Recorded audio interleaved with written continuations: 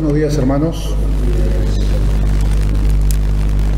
Hoy vamos a tratar el segundo discurso de Jesús del capítulo 10. Va a ser un tema eminentemente teológico. ¿Me da la impresión que está un poquito bajo el volumen? Bien, ¿se escucha, no? Ya. Hablaré más fuerte entonces. Bien, el tema de hoy es esta frase, una célebre frase de Jesús: nadie los arrebatará de mi mano.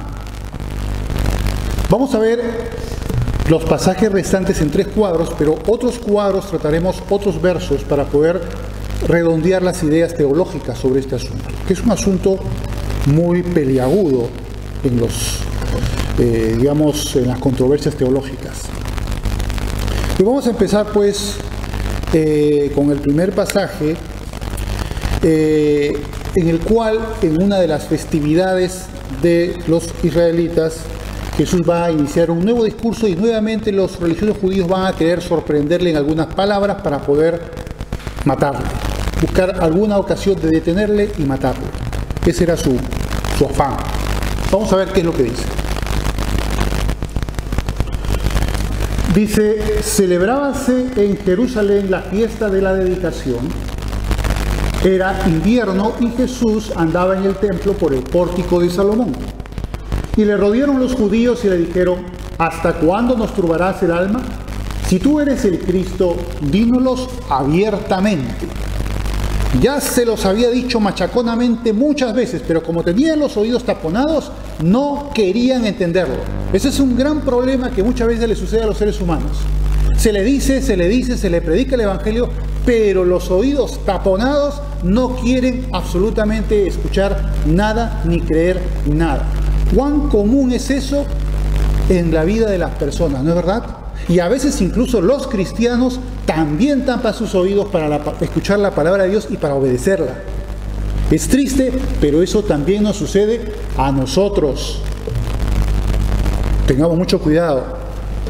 Veamos qué es lo que estamos impidiendo. Cuando no queremos leer la Biblia, le estamos diciendo a Dios: Señor, yo no quiero oír tu voz, porque no quiero obedecer tu voz. Por eso es tan importante que cada uno en su tiempo particular, diario, estudie la palabra de Dios. Se congregue, pero sobre todo que estudie personalmente la palabra de Dios, porque de esa manera le estás dando la oportunidad a que Dios te hable. Por lo tanto, eso es muy importante. No nos descuidemos en ese punto y caigamos en este grave error de gente que pues no quería oír a Jesús, no quería creerle. Les estaba diciendo, pero ellos, R con R, no querían escuchar. Y dice, Jesús le respondió: os lo he dicho, y no creéis. Las obras que yo hago en nombre de mi Padre, ellas dan testimonio de mí. Ya se los he dicho muchas veces, pero vosotros no queréis creer. Ahora va a decir algo extraordinario, unas palabras que las he puesto en amarillo porque son fundamentales e importantes. Dijo luego: pero vosotros no creéis porque había una razón, había un porqué. No sois de mis ovejas. ¡Pum! ¡Ah, caramba! Ellos que están escuchando, escuchan a Jesús decir: vosotros no sois de mis ovejas, por eso es que no creéis. Fíjate a lo grave del asunto, ¿no? No quieren oír la voz de Dios, no quieren creer, y ya Jesús le dice un porqué: vosotros no sois de mis ovejas.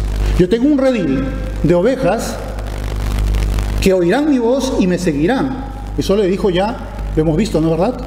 Veces anteriores. Pero aún así ellos, como no eran de las ovejas, pues no querían creer. Como os he dicho, mis ovejas oyen mi voz y yo las conozco y me siguen y yo les doy vida eterna y no perecerán jamás, ni nadie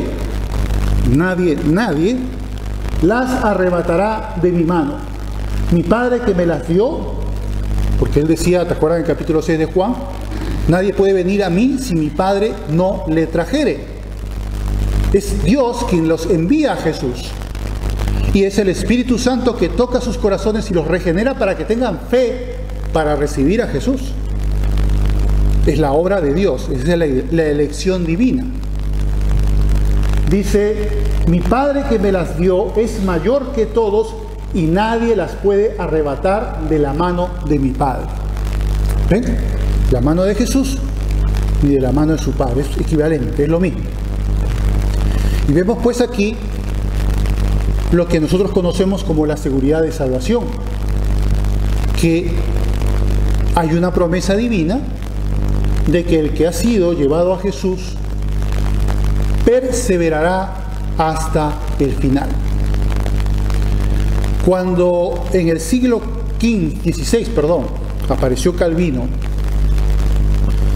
y él propuso una teología que se basaba en la soberanía de Dios y en la elección divina. Después de su muerte, poco antes había nacido Arminio, y ya a fines del principios del siglo XVII, establece una contrapropuesta teológica a la doctrina de Calvino, donde pondera ya no la voluntad o la soberanía de Dios, sino la voluntad humana. Y se convirtió desde ese entonces una disputa teológica muy poderosa, muy fuerte entre ambas posturas, la soberanista de Dios y la voluntad humana o el libre albedrío, que digamos que la fe viene de la decisión del corazón humano, mientras que Calvino decía que eso viene por regeneración del Espíritu Santo. Y por supuesto, si leen un libro de teología van a encontrar pasajes de la Escritura que apoyan, como los que acabamos de ver hace un momento, que está aquí puesto en las letras amarillas, apoyan la tesis calvinista, pero también hay otros pasajes de la Biblia que apoyan la tesis de Arminio. El que perseverare hasta el fin, ese será salvo. Eso dijo el Señor Jesús también. Y hemos visto en anteriores oportunidades, en las prédicas, en el estudio de Juan, que en un mismo pasaje, en un mismo párrafo, Jesús decía una frase que podríamos llamar calvinista y a unas líneas después estaba una frase arminiana. Nos llama el Señor a apelar a nuestra voluntad, pero al mismo tiempo nos dice que esa voluntad ya viene dirigida de sus manos. Entonces, ¿qué es lo que pasa aquí? ¿Cómo se puede resolver esta controversia teológica que para algunos no tiene solución? Pero sí la tiene. Por supuesto que sí la tiene.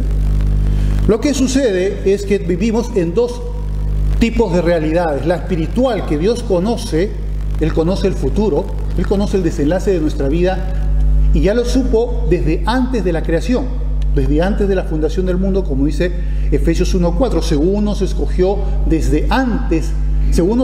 en Él desde antes de la fundación del mundo. Tremendo, ¿no? Fíjense desde dónde nos eligió Dios, desde antes de la fundación del mundo. Ya Dios tenía dispuesto elegir a determinado grupo para que ese grupo pudiera ser salvo y perseverar hasta el final. Pero Arminio también tiene alguna razón cuando lo vemos desde la perspectiva humana, porque desde la perspectiva humana apelamos a la voluntad humana para que ésta decida por voluntad propia creer y obedecer a Dios. Y por eso el Señor tiene que exhortarnos a nuestra voluntad continuamente. Y claro, todos esos pasajes los podemos decir, esos son los arminianos, y los otros, los que ven desde la perspectiva divina, son los pasajes, digamos, calvinistas. Pero bien, vamos a entrar en este análisis. Ahora, aquí estamos hablando también, aunque hay 5 puntos en disputa en esta controversia teológica, no voy a hablar de estos 5 puntos, mencionaré apenas 1 o 2. El primero sería sobre la elección incondicional, ¿no? Y el segundo, que trataremos más extendidamente, sobre la perseverancia de los santos. Ahora, hay pasajes muchísimos que podríamos llamarle, como algunos criticonamente le llaman calvinistas, como estos que vamos a ver ahora, donde vemos pues efectivamente que a todas luces pues Dios tiene ya un número, tiene una lista, por así decirlo, y esos son los que van a ser. Pero nosotros, desde nuestra perspectiva humana, no lo sabemos. Por eso hay que tener cuidado. Cuidado de cómo usamos las perspectivas distintas. Yo no puedo usar una perspectiva divina y aplicarla al mundo humano. No, ni viceversa, porque voy a cometer un error teológico. Y lamentablemente, por no entender esto, muchísimos cristianos han cometido tremendos errores por causa de esta confusión. Por eso es importante saber esas dos perspectivas. Pero vamos un poquito a ver sobre este tema, ¿no? El primer pasaje de Hechos 13:48 dice: los gentiles oyendo esto se regocijaban y glorificaban la palabra del Señor. ¿Y qué dice? Creyeron todos los que estaban ordenados para vida eterna. Creyeron todos los que estaban ordenados para vida eterna. No dice, y creyeron los que se les ocurrió, se les nació del corazón, quisieron creer. No dice eso, ¿no es verdad? Dice, creyeron los que estaban ordenados. Dios ya lo había preestablecido. Luego el segundo, de Hechos 16:14, dice, entonces una mujer llamada Lidia, vendedora de púrpura de la ciudad de Tiatira, que adoraba a Dios, estaba oyendo, y el Señor abrió el corazón de ella para que estuviese atenta a lo que Pablo decía. O sea que vemos aquí que esta mujer no abrió su corazón porque ella quiso, por voluntad propia, aunque desde la perspectiva humana lo veamos así, sino que aquí está hablando desde la perspectiva divina, que Dios fue el que abrió su corazón para que oyera lo que Pablo decía. Del mismo modo que Dios abriría el corazón de aquellos que creían en Jesús para que oyeran lo que decía Jesús y le siguieran a Jesús. No porque había nacido de su propia voluntad humana, sino porque Dios había infundido a través de la obra regenerativa del Espíritu Santo en sus corazones para que pudieran creer. Si el Espíritu Santo no hubiese obrado, no habría pues un paso de fe. Así es como el Señor nos llevó a Jesús, a través de la regeneración del Espíritu Santo en nuestras mentes, en nuestro corazón, para que oyéramos a Jesús un día cuando escuchamos el Evangelio y obedeciéramos el Evangelio. Si no, no habría sucedido. Ahora, claro, aquí viene el tema, el intríngulis de la cuestión. ¿La salvación puede perderse?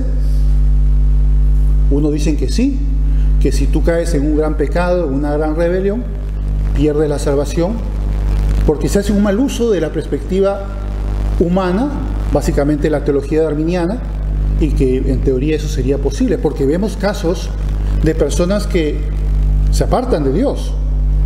Han estado un tiempo militando en la milicia de Cristo y sin embargo, luego de un tiempo, se van y ya no están. ¿Qué pasó con estas personas? ¿Qué pasó con este Templeton, el compañero de Billy Graham, que era un gran evangelista y un buen día él se apartó, tuvo unas dudas, se enfrió y escribió un libro que se titulaba Adiós, adiós? ¿Cómo así? ¿Qué es de este señor? ¿Es que perdió su salvación? ¿La tuvo alguna vez? Y luego hablaremos también del caso de los creyentes. ¿Pueden los creyentes caer? Sí. Ahora vamos a ver sobre ese tema.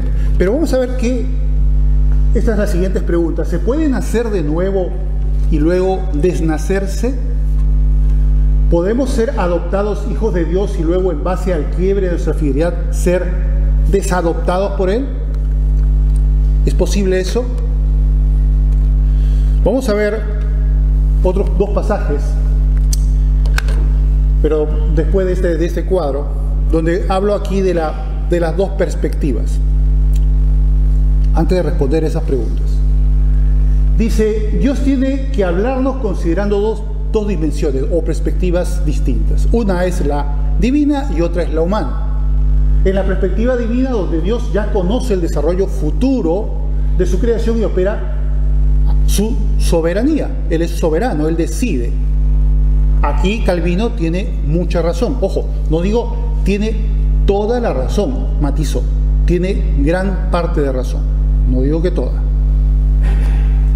Y en la perspectiva humana, donde el hombre no conoce el corazón de los demás, ni conoce el futuro, no lo sabemos. Yo no sé.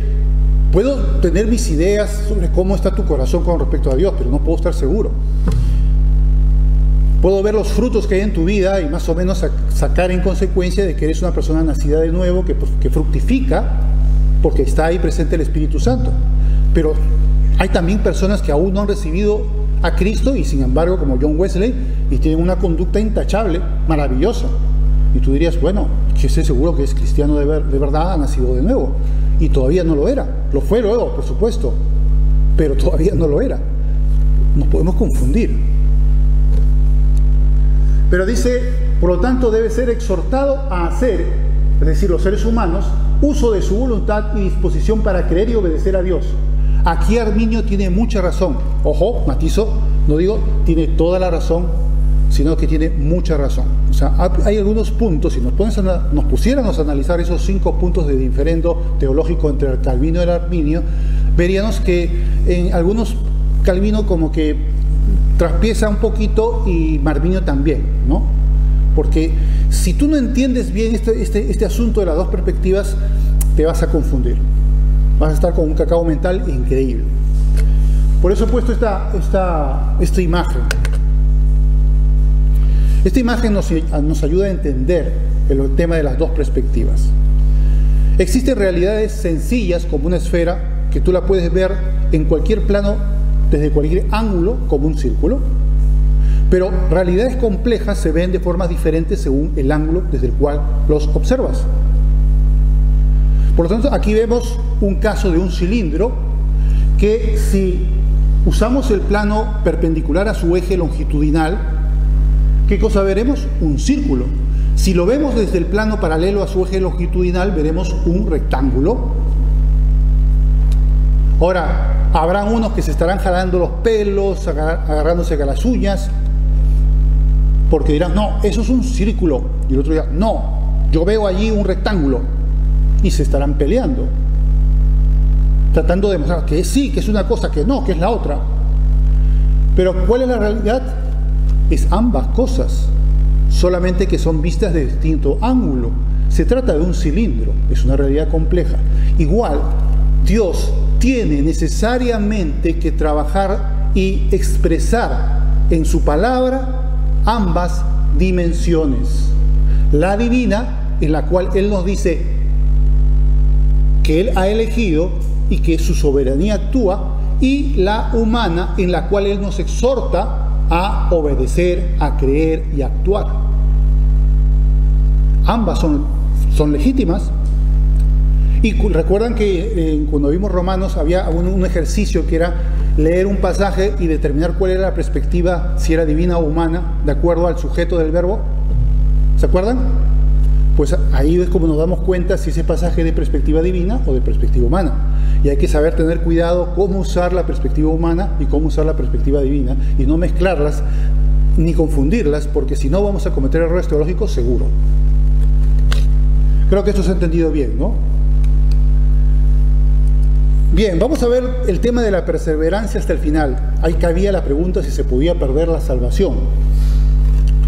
Si una persona necesariamente el que ha nacido de nuevo va a permanecer hasta el final, o va a llegar un momento en que va a tropezar y todo se desbarató. Bien, vamos a ver dos casos, dos pasajes. Ahí digo, la perseverancia hasta el final de un creyente es lo que revela que en verdad era una de sus ovejas. Si no es el caso, revelará que no lo era. ¿Cómo apoyo esa afirmación? Aquí estoy diciendo de que si es una oveja, según las palabras de Jesús que hemos visto anteriormente, dice, nadie las arrebatará de mi mano, ni humano, ni demoníaco, ni lo que sea. Nada, absolutamente nada, ni nadie. Pero, ¿por qué? Porque dice, es que no, ustedes no creen porque no eran de mis ovejas. Si fueran mis ovejas, oirían mi voz y me seguirían. Pero ¿qué pasa? Que nosotros vemos que en el mundo cristiano a veces hay creyentes o ministros cristianos profesantes. Hay que tener en cuenta la palabrita profesante. No es lo mismo ser cristiano profesante que ser nacido de nuevo. Pueden parecerse, pero no es lo mismo. Vamos a ver esos dos pasajes. Fíjense cómo desde la perspectiva divina Dios ya sabe que esa persona llegará hasta el final, pero de la perspectiva humana no lo sabemos. Por eso el Señor nos dice, el que persevere hasta el final será salvo. O sea, estás invocado, llamado a perseverar desde la perspectiva humana. Aunque Dios ya sepa de la perspectiva divina que tú perseverarás hasta el final. Y si el Espíritu Santo ha dado testimonio a tu espíritu, como dice Romanos 8:14, de que eres hijo de Dios, pues puedes también confiar en que perseverarás hasta el final. Pero, sin embargo, recuerda que lo que dijo el Señor, lo que dijo Pablo: ocupaos en vuestra salvación con temor y temblor. No te descuides, no digas, es que yo ya soy salvo, yo puedo hacer lo que me da la gana y ya está, y puedo pecar, y como yo soy salvo, pues ahora vamos a ver lo que pasa a este tipo de personas. Ahora van a ver. Bien, vamos a ver lo que dice 1 de Juan 2:19. Dice: salieron de nosotros, pero no eran de nosotros. Porque si hubiesen sido de nosotros, habrían permanecido con nosotros, pero salieron para que se manifestase que no todos son de nosotros. Ahí está la cuestión. ¿Era Templeton de Dios o no? No, no lo era. Estuvo un tiempo, militó por un tiempo, pero no lo era. Ahora, yo no quiero que los hermanos que tienen familiares que han estado un tiempo congregándose y ya no lo están, se sientan con el corazón compungido, porque simplemente hay que tratarlos a ellos como inconversos. Hay que seguir orando por ellos para que ellos realmente obedezcan a la fe. De todas maneras, y esto aquí hago un paréntesis, aquellos que han, digamos, pasado por la iglesia, por así decirlo, tienen ciertas ventajas. Aquellos que han oído la palabra de Dios tienen ciertas ventajas con respecto al no creyente del mundo, porque por lo menos ahí la palabra está soterrada, pero está ahí. Y un buen día el Señor hará que salga a luz y obrará en su corazón. O sea, confiemos y oremos por nuestros familiares que aún no reciben al Señor, y no pensemos pues o nos desanimemos en este sentido. Nosotros no sabemos como seres humanos, desde la perspectiva humana, si al final serán o no serán, pero podemos orar, predicarles el Evangelio y buscar que verdaderamente ellos lleguen a Jesús a través de la obra del Espíritu Santo. Bien. ¿Qué dice el segunda de Juan 1:9? Dice algo todavía más interesante. Dice: cualquiera que se extravía, extraviarte te puedes, cualquiera se puede extraviar, pero tiene que volver. Pero si no vuelve y no persevera en la doctrina de Cristo, aquí es muy tajante Juan, dice: no tiene a Dios, que es lo mismo que dijo Jesús. El que persevera en la doctrina de Cristo, ese sí tiene al Padre y al Hijo. O sea que tu perseverancia connota de que tú eres de Cristo. Y si tu perseverancia llega hasta el final es porque verdaderamente pues eras de Cristo. Ahora, si eso no sucede, pues es una mala señal de que si estuviste un tiempo y luego nunca más volviste, porque una cosa es que te hayas ido y luego ya has vuelto, y otra cosa es que nunca volviste, pues es muy probable que no lo eras. Y punto. Ahora, vamos a responder estas preguntas, ¿no? ¿Podemos decir entonces que el nacido de nuevo nunca puede rebelarse y pecar gravemente? Y si lo hace y descuida, su fruto espiritual quedará impune por su seguridad de salvación. Bueno, como ya es salvo, pues no pasa nada, puede hacer lo que quiera y no hay problema. ¿Tú creen que no hay problema? No, al contrario, hay un gran problema. Y esta persona va a recibir palos, y palos muy fuertes. Vamos a ver, por ejemplo, dos pasajes sobre esto. Primero dice en 1 Corintios 3, versos 10 al 15: conforme a la gracia de Dios que me ha sido dada, y como perito arquitecto puse el fundamento, y otro edifica encima. Pero cada uno mire cómo sobreedifica. Tú tienes que preocuparte cómo sobreedificas tu vida. O sobreedificas con oro y piedras preciosas, o con hojarasca y heno. ¿Qué le vas a llevar a Dios cuando vayas a su presencia? O tendrás que huir de él avergonzado, como dice en otra parte de la Escritura. ¿Por qué? Porque no le llevaste obras, frutos, sino nada. Y ahí hay una gran diferencia. Dice, porque nadie puede poner otro fundamento que el que está puesto, el cual es Jesucristo. Nadie puede ser cristiano auténtico sin Jesucristo, evidentemente. Cualquier otra cosa no sirve para nada. Y si sobre este fundamento alguno edificare oro, plata, piedras preciosas, madera, heno, hojarasca, la obra de cada uno será manifiesta, porque el día la declarará, pues por el fuego será revelada, y la obra de cada uno, cual sea, el fuego la probará. Si permaneciere la obra de alguno que sobreedificó, recibirá recompensa. Si la obra de alguno se quemare, él sufrirá pérdida, si bien él mismo será salvo, aunque así como por fuego. ¿A qué pruebas, a qué fuego se está refiriendo aquí? Puede que sea un fuego, digamos, una especie de metáfora de alguna medida en la cual Dios evalúa las obras del creyente en la eternidad, o también puede ser el fuego de la prueba. Y efectivamente aquellos que sobrepasan las pruebas de una manera fiel al Señor, pues se revela que efectivamente tienen un gran fruto para Él. Y aquellos que pues se acobardan, pues tendrán pues un fruto pues mucho más, no obstante son salvos, pero no de la misma manera que los otros, ¿no? Puede ser, eso es una interpretación, pero la cosa es que de alguna manera, sea cual sea ese tipo de fuego, Dios va a probar nuestro fruto, nuestra fidelidad a Cristo. Y si la obra de alguno se quemare, él sufrirá pérdida, pero no dice que va a perder su salvación. Eso no lo dice. Aún así será salvo, aunque como por fuego, o sea, con las justas, pero será salvo.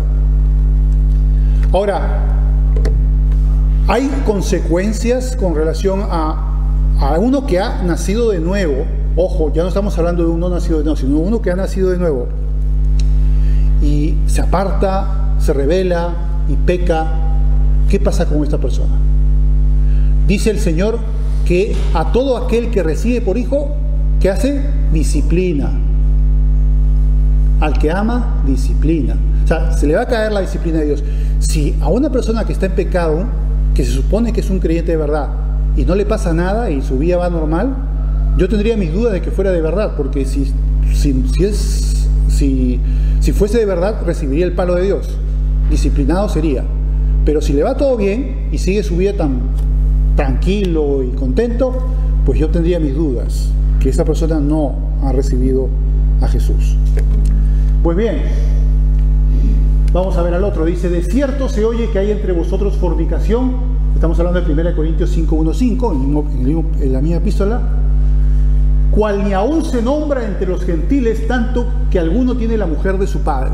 O sea, un pecado gordo. Y los corintios, que eran una iglesia de Grecia, tenían muchos dones espirituales y no obstante eran muy carnales.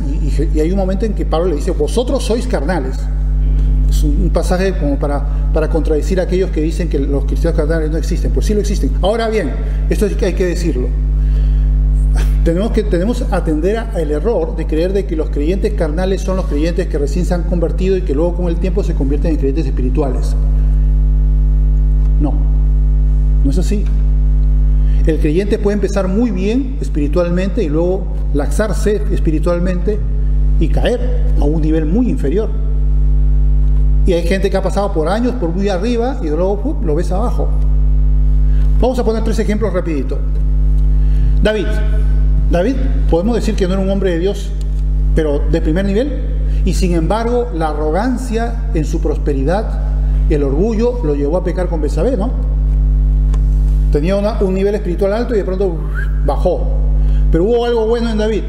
Natán le comunicó lo pecador que era, él se arrepintió, recibió el palo, porque lo recibió, ya conoceréis todo lo que sucedió después, pero luego él se arrepintió y Dios lo perdonó y volvió arriba, con sus altibajos, pero volvió arriba.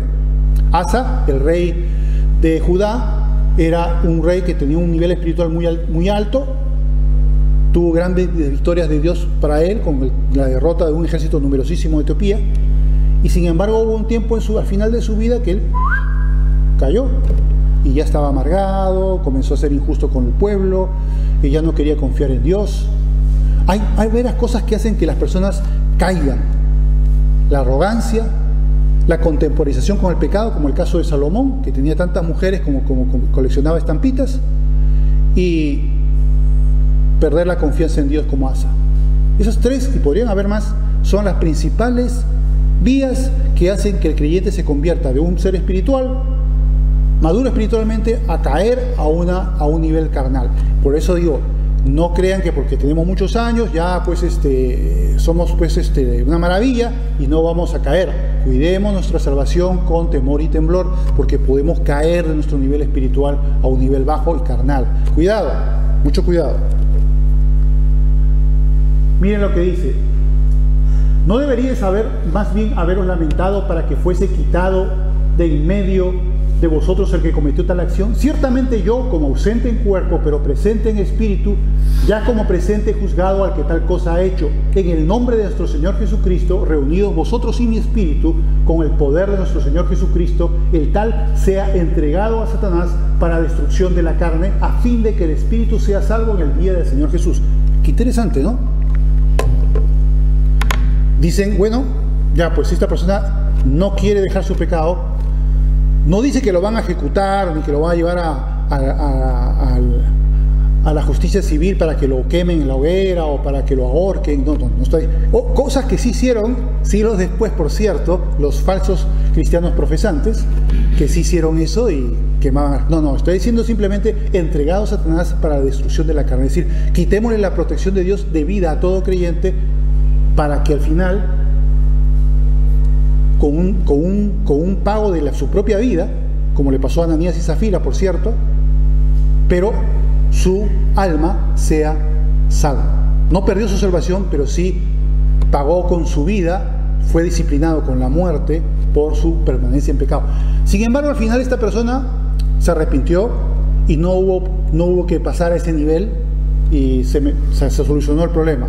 Pero digamos que estaba pues en capilla, por así decirlo. Volvamos pues entonces a Juan, para ir ya terminando. Dice: yo y el Padre somos uno. Eso lo descajó totalmente a los judíos oyentes. Entonces los judíos volvieron a tomar piedras para apedrearle. Jesús le respondió: muchas buenas obras os he mostrado de mi Padre, ¿por cuál de ellas me queréis apedrear?